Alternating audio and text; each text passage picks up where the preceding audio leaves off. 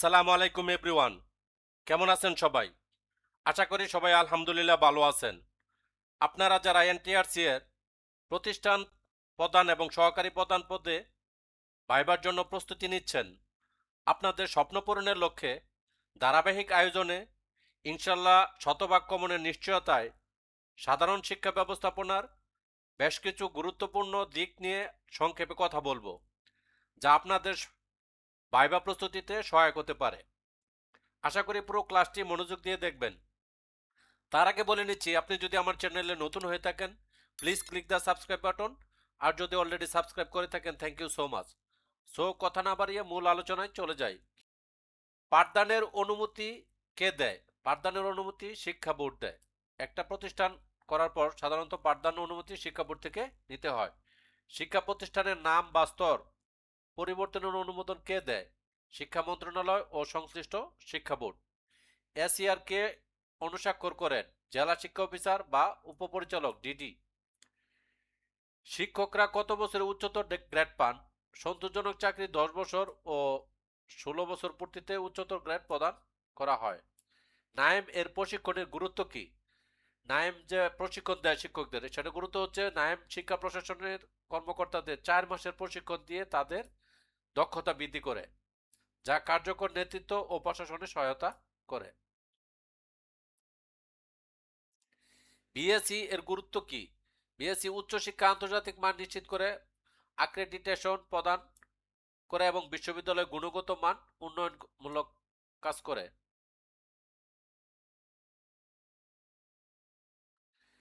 UGC কিভাবে বিশ্ববিদ্যালয় পরিচালনা ভূমিকা রাখে? ইউজিসি হলো বাংলাদেশ বিশ্ববিদ্যালয় মঞ্জুরি কমিশন।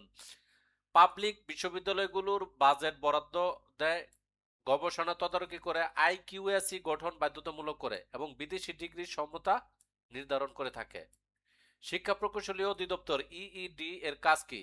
এর কাজ হচ্ছে মূলত শিক্ষা, আপনাদের যে বিদ্যালয়গুলো আছে বা স্কুল কলেজ ভবন, এই ভবনগুলো নির্মাণ করে থাকে। ইডি স্কুল কলেজের ভবন নির্মাণ, সংস্কার ও অবকাঠামোর উন্নয়ন করে, যা শিক্ষার পরিবেশ উন্নত করতে সহায়তা করে। যেমন এক সময় কিন্তু আমাদের স্কুল, আমরা যখন লেখাপড়া করছি সাধারণত স্কুল করছিল টিনের ঘর। এখন প্রায় ম্যাক্সিমাম স্কুলই কিন্তু মানে তিনতলা চারতলা ভবন।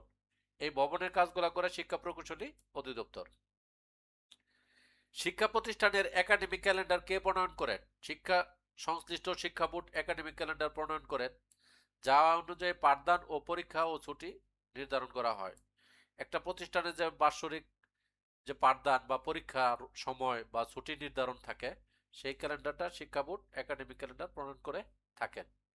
শিক্ষক নিয়োগে বর্তমান পদ্ধতি কি? বর্তমানে এনটিআরসি এর মাধ্যমে মেধাক্রম অনুযায়ী নিয়োগ হয়।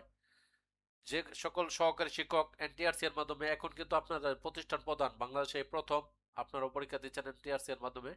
প্রতিষ্ঠান ই রিকুইজিশন এর মাধ্যমে শূন্যপদ জানায় এবং এনটিআরসি প্রার্থীদের সুপারিশ করে থাকে। এনটিআরসি এর গণবিজ্ঞপ্তি কি এবং এর গুরুত্ব কি? এনটিআরসি এর 2016 সালে প্রথম গণবিজ্ঞপ্তি প্রকাশ করে থাকে, যার মাধ্যমে কেন্দ্রীয়ভাবে বেসরকারি শিক্ষক নিয়োগ শুরু হয়। এটি নিয়োগের স্বচ্ছতা ও মেধা ও জবাবদিহিতা নিশ্চিত করে। একসময় এনটিআরসি এর আগে কিন্তু সাধারণত কমিটির মাধ্যমে অনেক টাকা পয়সার লেনদেনের মাধ্যমে হয়তো বা শিক্ষক নিয়োগ হতো, তো এটা হওয়াতে একটা স্বচ্ছ বা মেধা জবাবদিহিতার মাধ্যমে আমরা কি শিক্ষক, বেসরকারি শিক্ষক নিয়োগ হয়ে থাকে।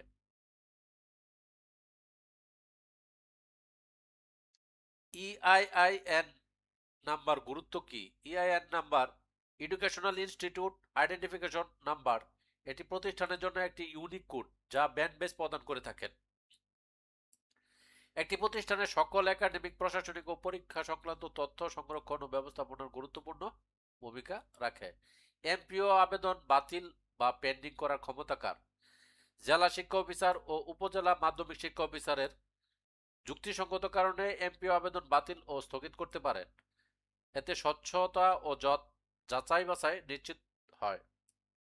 আয়ন ব্যয়ন ক্ষমতা কে প্রদান করেন এবং এর গুরুত্ব কি? বেসরকারি শিক্ষা প্রতিষ্ঠানের জন্য আয়ন ব্যয়ন ক্ষমতা প্রদান করেন মহাসচিব, মহাপরিচালক। এর মাধ্যমে প্রতিষ্ঠান প্রধান আর্থিক ব্যবস্থাপনা পরিচালনার আইনগত ক্ষমতা পান, যেমন বাজেট প্রণয়ন, ব্যয় নিয়ন্ত্রণ, হিসাব সংরক্ষণ ও অডিট মোকাবেলা। সঠিকভাবে পরিচালনা না করলে অডিট আপত্তি সৃষ্টি করতে পারে। শিক্ষক বদলি কিভাবে হয়? মাওসি প্রাথমিক সুপারিশ করে এবং শিক্ষা মন্ত্রণালয় চূড়ান্ত সিদ্ধান্ত দিয়ে থাকে।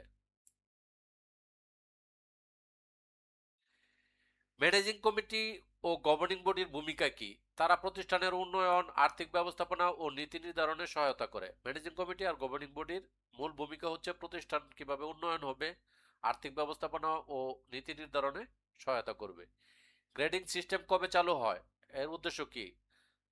এক সময় কিন্তু আমাদের মানে শিক্ষা প্রতিষ্ঠানে যারা ছিল তখন ডিভিশন ছিল, মাঝখানে কিন্তু পরে আবার 2001 সালে এসএসসি তে চালু হয় হলো গ্রেডিং সিস্টেম। এর উদ্দেশ্য শিক্ষার্থীদের মূল্যায়নকে সহজ ও মানসম্মত করে তোলা। সৃজনশীল প্রশ্ন পদ্ধতির গুরুত্ব কি? 2010 সালে চালু হয় এই পদ্ধতি শিক্ষার্থীদের বিশ্লেষণী ও সৃজনশীল চিন্তা শক্তিকে বৃদ্ধি করে। জাতীয় শিক্ষানীতি 2010-এর মূল লক্ষ্য কি? জাতীয় শিক্ষানীতি 2010-এর মূল লক্ষ্য হচ্ছে আধুনিক শিক্ষা বিজ্ঞান মনস্ক ও প্রযুক্তি নির্ভর কর্মমুখী করা এবং মানসম্পদ উন্নয়ন নিশ্চিত করা। অডিট আপত্তি কিভাবে মোকাবেলা করবেন? সঠিক হিসাব রক্ষণ করবেন, ক্যাশবুক ও স্টক রেজিস্টার সংরক্ষণ করবেন এবং নিয়ম মেনে ব্যয় করলে অডিট আপত্তি এড়ানো যায়। কল্যাণ ট্রাস্ট ও অবসর বোর্ড কি? শিক্ষক কর্মচারীদের কল্যাণ ও অবসর সুবিধা নিশ্চিত করতে 10% হারে অর্থ কাটা হয়, তা ভবিষ্যৎ সুবিধা হিসাবে প্রদান করা হয়। শিক্ষকদের বেতন ও ভাতা কিভাবে নির্ধারণ হয়? এমপিওভুক্ত শিক্ষকদের মূল বেতনে 100% সরকার প্রদান করে, সাথে বাড়ি ভাড়া 1000, চিকিৎসা ভাতা 500 ও উৎসব ভাতা হলো 25%। উপবৃত্তি কার্যক্রম কিভাবে পরিচালিত হয়? প্রধানমন্ত্রী শিক্ষা সহায়তা trust G2P government to person পদ্ধতিতে সরাসরি শিক্ষার্থীদের অ্যাকাউন্টে উপবৃত্তি প্রদান করা হয়, যা স্বচ্ছ নিশ্চিত করে। শিক্ষক বাতায়ন ও মুক্ত পাঠ এর ভূমিকা কি? শিক্ষক বাতায়ন হচ্ছে শিক্ষকদের ডিজিটাল কন্টেন্ট শেয়ারিং প্ল্যাটফর্ম, আর মুক্ত পাঠ হচ্ছে একটি অনলাইন ই লার্নিং প্ল্যাটফর্ম যা শিক্ষক প্রশিক্ষণ ও দক্ষতা উন্নয়নে সহায়তা করে। খুবই ভেরি ভেরি ইম্পর্টেন্ট এই কোশ্চেনটা ভাইভাতে কিন্তু ধরতে পারে, সম্ভাবনা খুব বেশি। ইউনিক আইডি প্রকল্প কি? ব্যাট ব্যাচ পরিচালিত এই প্রকল্পে শিক্ষার্থীকে একটি ইউনিক আইডি প্রদান করা হয়, যা শিক্ষা জীবনের সকল তথ্য একত্রে সংরক্ষণে সহায়তা করে। ওপেন ইএমআইএস কি? এর ব্যবহার কি? ওপেন ইএমআইএস হলো শিক্ষা তথ্য ব্যবস্থাপনার একটি সফটওয়্যার, যা শিক্ষার্থীদের তথ্য উপস্থিতি ও ফলাফল ও প্রশাসনিক তথ্য সংরক্ষণ ও বিশ্লেষণে ব্যবহৃত হয়। সো এই ছিল আমাদের আজকের টিউটোরিয়াল। আশা করি ক্লাসটি আপনাদের ভালো লেগেছে। যদি ভালো লেগেই থাকে তাহলে একটা লাইক দিবেন, কমেন্ট করে জানাবেন কেমন লাগলো। আপনার কলিগদের সাথে শেয়ার করতে একদমই ভুলবেন না। আর আমার চ্যানেলে সাবস্ক্রাইব তো মাস্ট। দেখা হবে পরবর্তী টিউটোরিয়ালে। ততদিন সবাই সুস্থ থাকেন, ভালো থাকেন। আসসালামু আলাইকুম।